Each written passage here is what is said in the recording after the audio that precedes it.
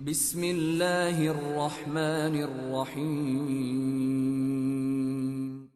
In the name of Allah, the Beneficent, the Merciful.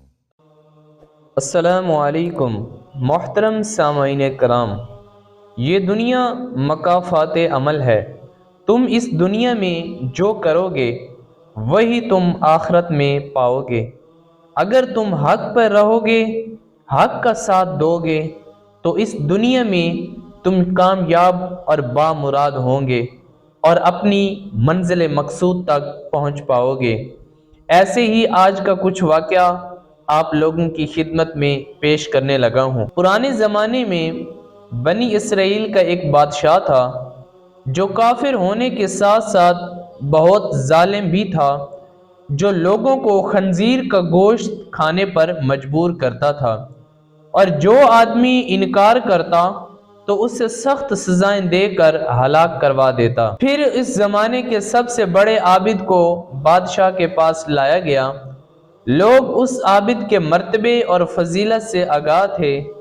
لوگ نہیں چاہتے تھے کہ اس عابد بزرگ کو بادشاہ کی طرف سے کوئی تکلیف پہنچے۔ چنانچہ ایک سپاہی نے عابد سے کہا، آپ مجھے ایک بکری کا بچہ ذبح کر کے دے دیں۔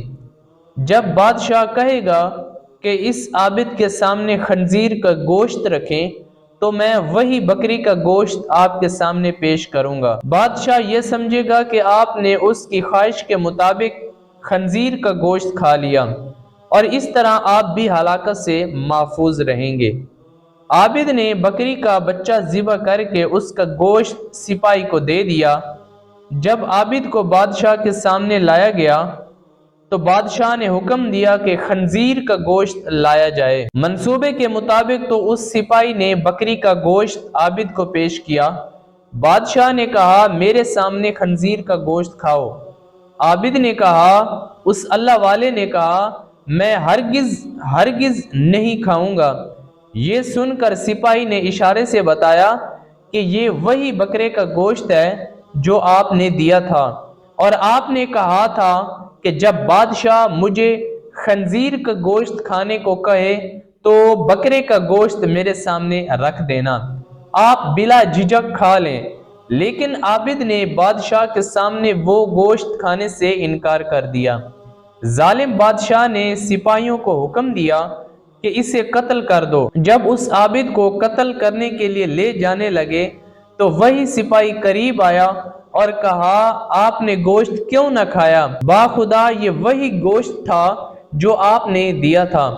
عابد نے کہا، ایسی کوئی بات نہیں، بلکہ میں اس بات سے ڈر گیا تھا کہ لوگ میری وجہ سے فتنے میں مبتلا ہو جائیں گے، کیونکہ جب بھی کسی کو خنزیر کا گوشت کھانے پر مجبور کیا جائے گا تو لوگ کہیں گے کہ فلاں عابد نے بھی تو مجبور ہو کر حرام کا گوشت کھایا تھا، لہٰذا ہم بھی کھا لیتے ہیں۔ اس طرح لوگ میری وجہ سے بہت بڑے فتنے میں مبتلا ہو جائیں گے، اور میں لوگوں کے لیے فتنہ ہرگز بنانا نہیں چاہتا۔